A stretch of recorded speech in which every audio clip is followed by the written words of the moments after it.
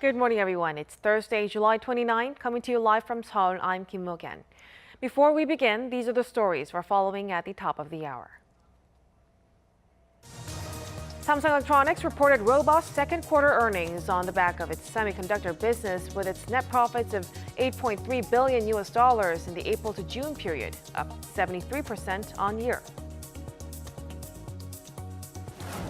South Korea reports more than 1,600 cases Thursday, staying above the 1,000 mark for more than 20 days. Authorities say they will impose stricter measures if the situation doesn't improve by next week. And the Fed decided Wednesday to hold its benchmark interest rate near zero, adding that the U.S. economy continues to progress despite concerns over the pandemic.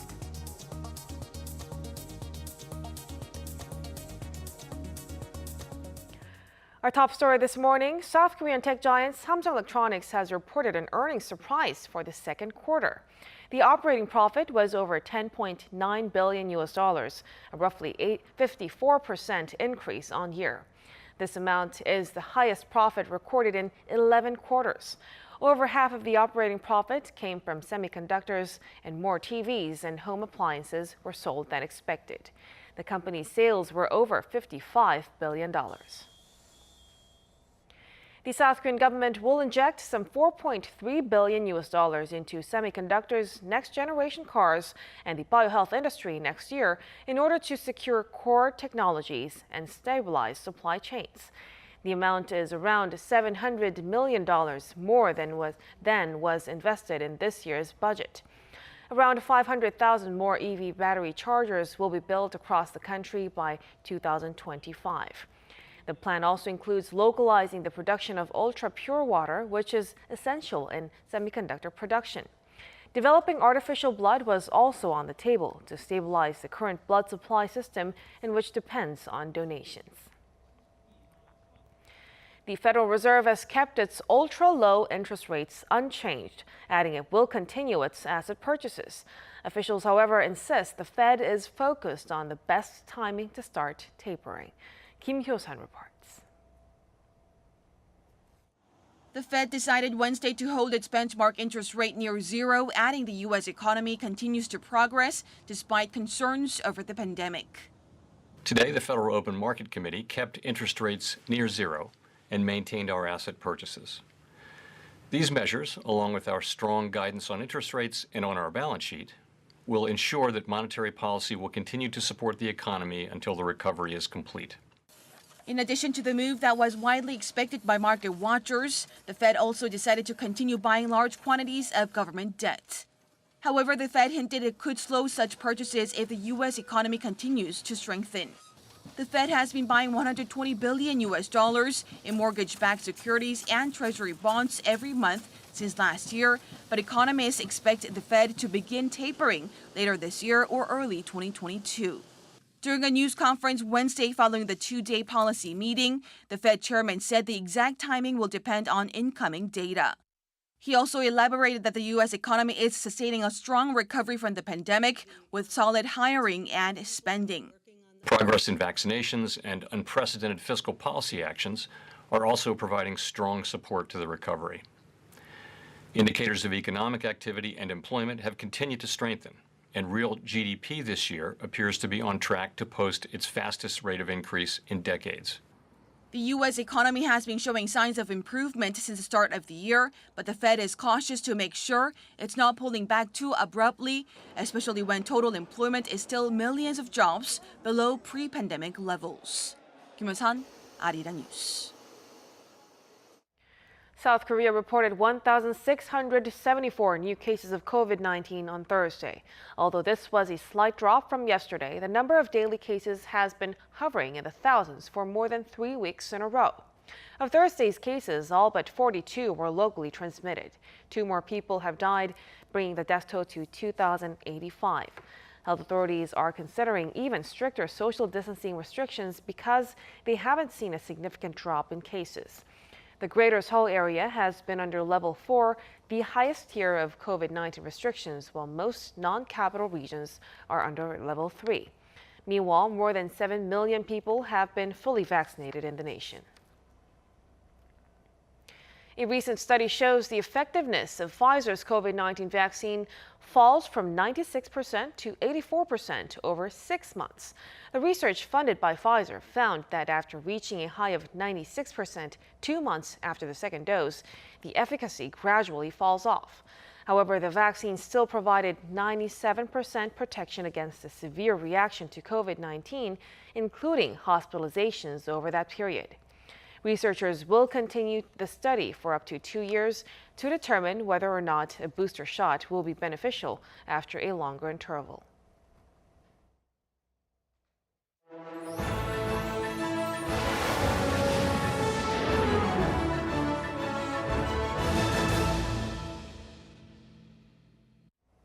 Turning to the Tokyo Olympics, events are well underway for today, but first, let's take a look at what happened on Wednesday. For more, we connect to our Kim Do-yeon at the News Center to give us all the details. Do-yeon, it seems like it was a successful day on Wednesday for Team Korea. That's right, Mo-kyun. South Korea bagged a gold medal in fencing. Now, if you remember, for days I've talked about the lack of a gold in fencing, and that's been disappointing for Team Korea, but finally, the men's sabre team has done it. They were regarded as the favorites to win the competition as they are ranked #1 in the world. This also means they have defended their Olympic title successfully. Kim Da-mi has the full story. Team Korea secured another gold medal Wednesday, this time in men's sabre fencing. World #1 Hwang Sun-woo along with Koo Bong-gil, Kim Jong-hwan and Kim Jun-ho dominated Italy 45-26 in the team event as South Korea bagged their second straight Olympic gold medal in the event after their win at London 2012, the last time it was an official Olympic event. Wednesday's win is South Korea's first gold in fencing in Tokyo, but third medal overall in the discipline following a silver medal in women's épée Tuesday and Kim Jong-hwan's bronze medal last weekend. It's also the fourth Olympic medal for the oldest South Korean fencer on the sabre team, 38-year-old Kim Jong-hwan, a record for a South Korean fencer. As mentioned by President Moon Jae-in in a message of congratulations, the country's men's sabre fencing team is made up of skilled fencers with strong leadership skills and bags of confidence. The Dream Team has been on top of the world ranking since 2017, and all 4 of the South Korean fencers are ranked in the world's top 20. But the gold medal didn't come easy. The world's #1 fencer Hwang Sun-woo was struggling with injuries picked up during the men's individual sabre event. In March, he also missed training for a month after testing positive for COVID-19 after returning home from the 2021 World Cup in Budapest. Even though the South Korean fencers had their own individual hurdles to overcome, as promised, they'll return to South Korea as a team, each with a gold medal hanging around their necks. Kim Da-mi, Arirang News.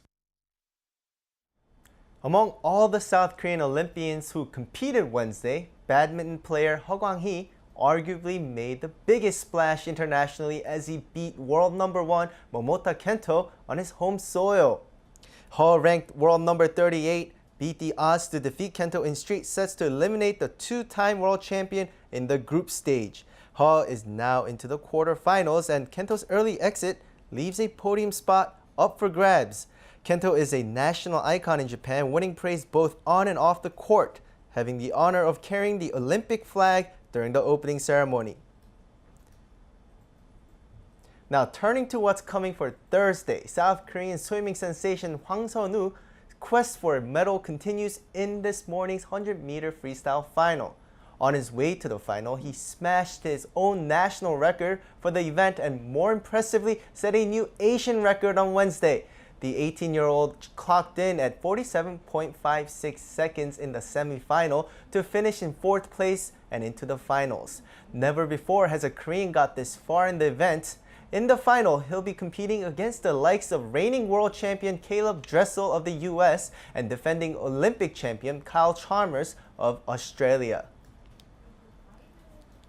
The men's Olympics golf singles teed off a couple hours ago, and South Koreans Im Sung-jae and Kim Si-woo will join the action after 10. Im especially is highly regarded as a top prospect to get on the podium, and reports say that the two have been very vocal about winning the relatively new event in Olympics, even sitting out a major event just before Olympics to focus on the medals. However, it won't be easy as Rory McIlroy, Justin Thomas, and Colin Morikawa will be going for a medal as well. The two Korean male golfers have an extra incentive though, as a medal would also mean the extra reward of exemption from military service, which is mandatory for all able South Korean men. Service would mean at least an 18-month pause on the golfers' careers.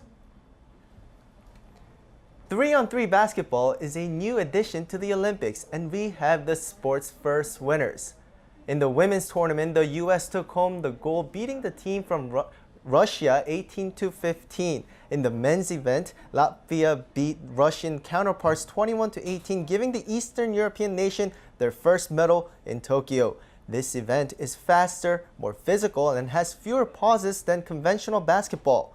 Matches are 10 minutes long or finish after one of the teams scores 21 points.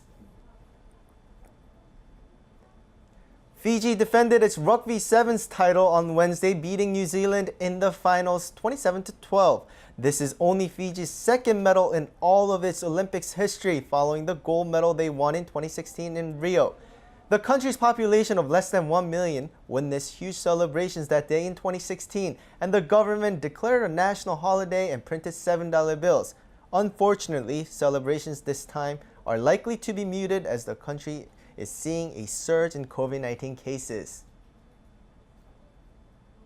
Finally, let's take a look at where countries stand in the medal rankings as Japan, the host nation, leads. And there are also a few exciting events to look out for throughout the day. I'll be back with more in a later newscast.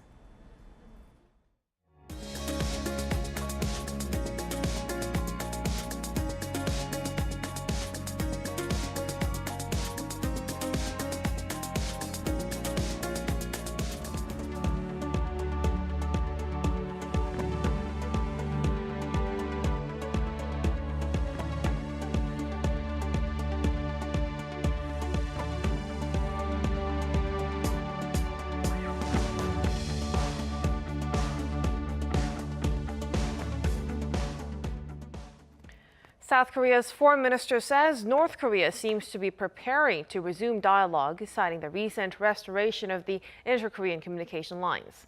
Addressing a forum Wednesday, Chung Eui-yong said that the reopening underscores the commitment of their leaders to restore mutual trust and improve ties.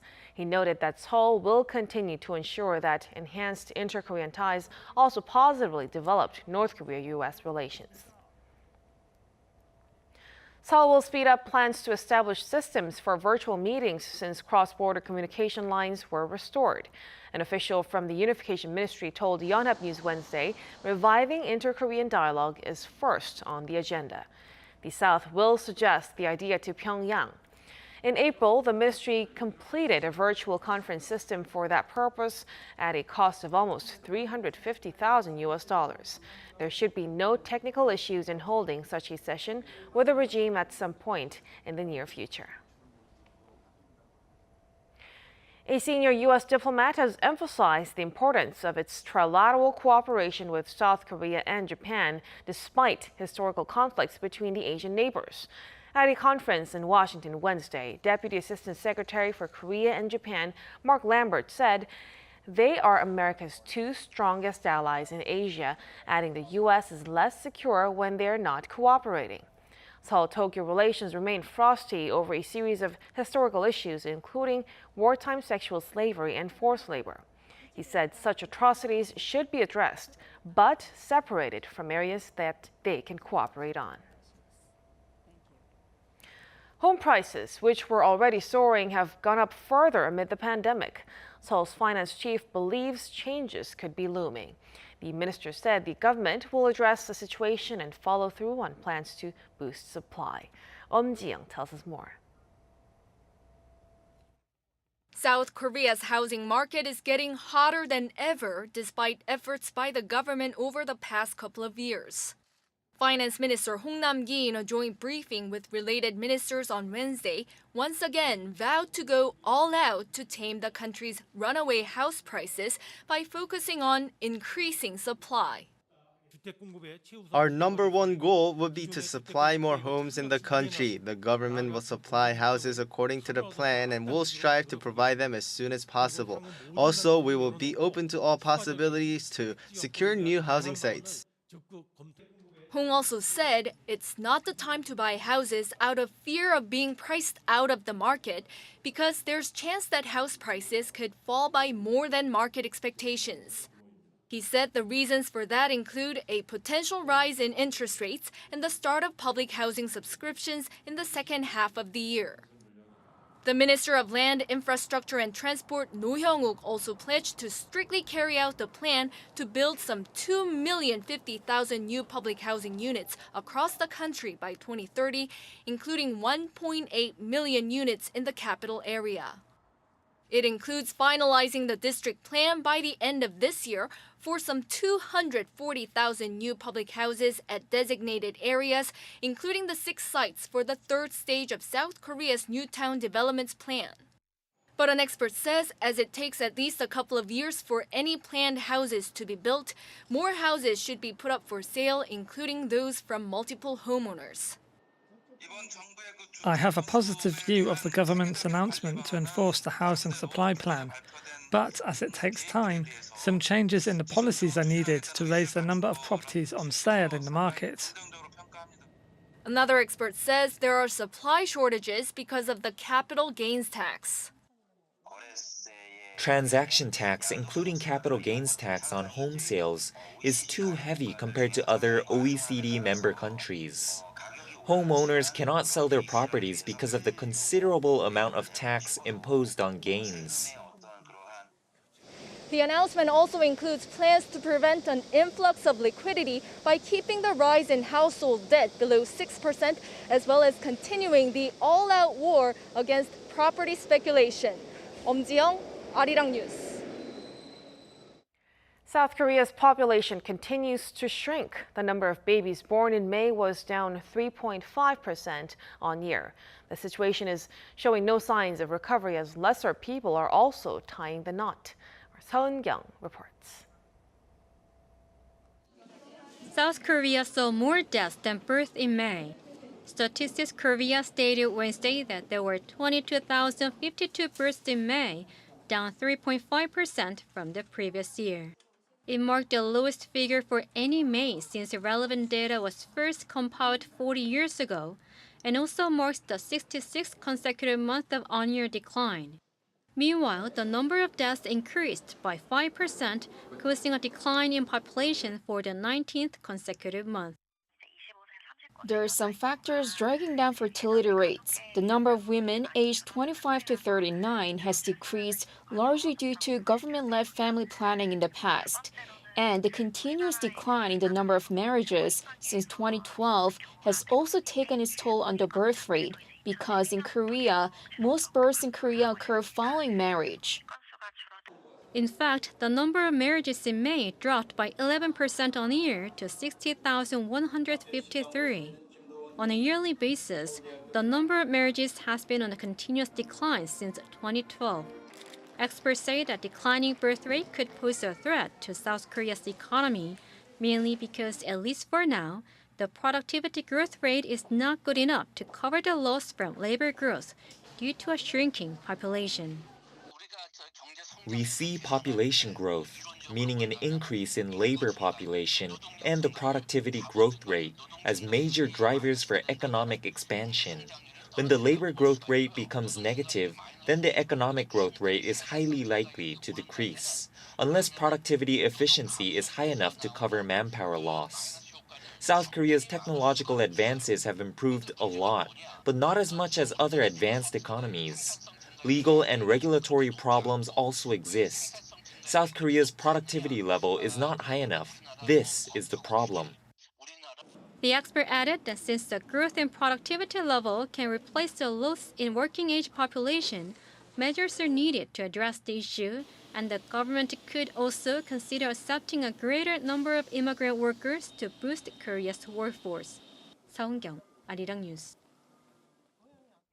Now, amid the pandemic, consumers in South Korea have been searching out non-contact services out of necessity and convenience. Many coffee shops now let you order directly from your machine, and now some convenience stores are also going fully automated at night. Peunsi reports. This convenience store in Korea is unmanned, at least at night. They have staff during the day, but from 11 p.m. to 6 a.m., customers serve themselves. You go into the store at night by simply inserting your credit card into the card reader at the door. And you use the self-checkout when you leave. The convenience store chain Imar24 says out of about 5,500 of its franchise stores across the country, around 150 stores are operated in this way. Even though they're unmanned, the stores also sell beer. To buy alcoholic beverages from this vending machine, customers must scan a QR code form of their driver's license issued on a mobile app to verify their age.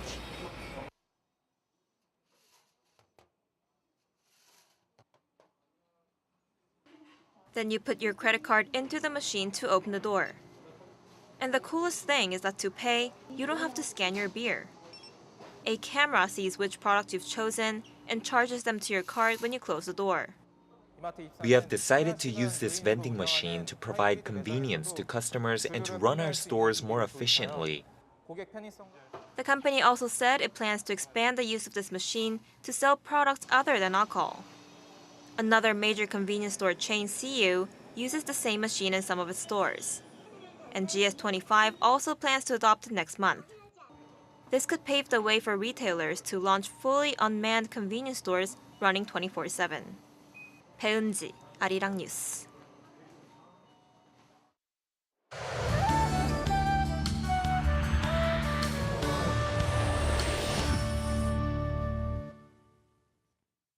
Good morning. We were off to a warmer start and sweltering temperatures continue with heat wave alerts remaining in place across much of Korea. But also have a small umbrella handy on your way out. There could be some passing rain in inland regions along with thunder and lightning, and this time that's including here in the capital. Seoul is forecast to see showers in the mid-afternoon. But when it does not rain, the sunshine will be down along with very strong UV rays. Southern Jeju will have another day with extreme UV levels today, so please be careful. The sudden showers will not do much to relieve the heat though. It could add to the humidity. Seoul, Daejeon, and Daegu will be heating up to 34 degrees Celsius this afternoon. Then July will wrap up on a blistering note. Then the heat will continue through early August. But it's not going to be as sweltering as this week, with light nationwide rain in the forecast for Saturday. That's Korea for you, and here's a look at the weather conditions around the world.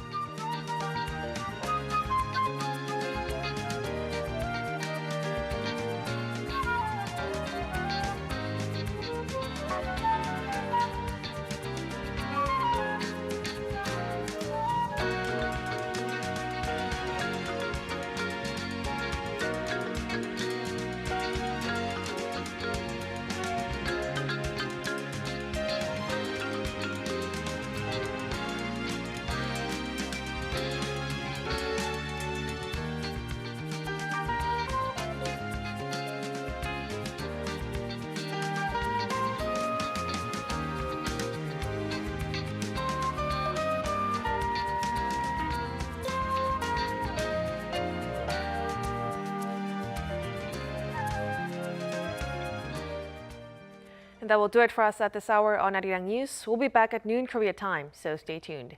Thank you for watching and goodbye.